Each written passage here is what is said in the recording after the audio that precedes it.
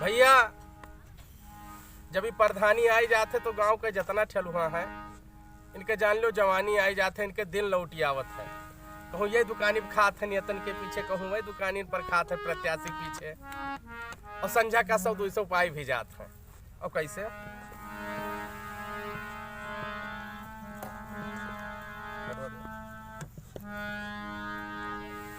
कि कहा भैया देखो फिर से अरे प्रधानी आएगा, अरे कहा भैया देखो फिर से अरे प्रधानी आएगा। अब ता गौवा के दलाल के जवानी आएगा, अब तो गौवा के दलाल के जवानी आएगा। कहा है भैया देखो फिर से प्रधानी आएगा, अब तो गौवा के दलाल के जवानी आएगा, अब तो गौवा के दलाल के जवानी आएगा।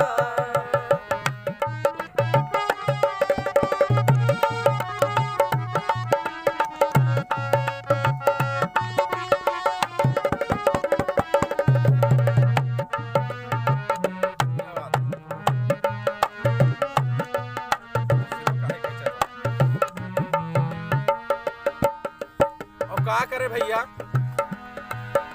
कि सब कैंडिडेटन से मिलकर चाय समोसा खाए, चाय समोसा खाए भैया, चाय समोसा खाए। अलग अलग टाइम दई के सबका प्रधान बनाए, प्रधान बनाए, सबका प्रधान बनाए। सब कैंडिडेटन से मिलकर चाय समोसा खाए, अलग अलग सब टाइम दई के सबका प्रधान बनाए। कि का है जनता का ही तोहरे खानदानी भाईगा, अब ता गौवा के जवानी आएगा, अब ता गौवा के दलालन के जवानी आएगा।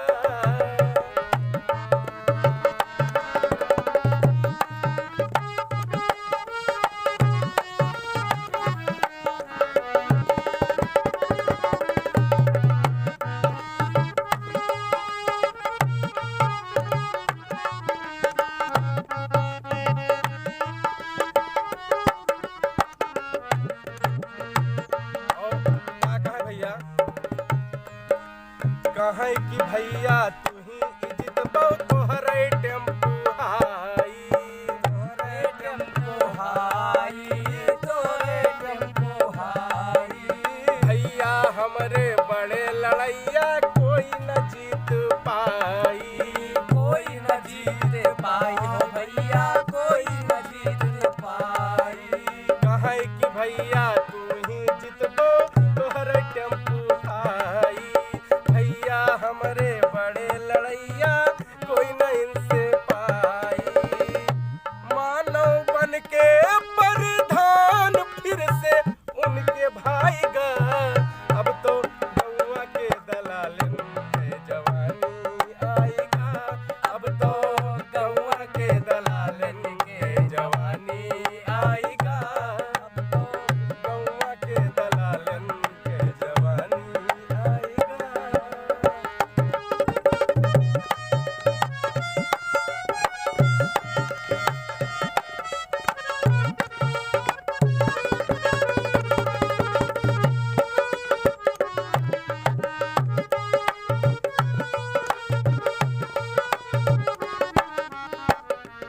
और भैया ये जितना गांव के छलुआ हुआ था ये 2 महीना पहले से प्रधानन का नोच नोच के खाए लिए थे।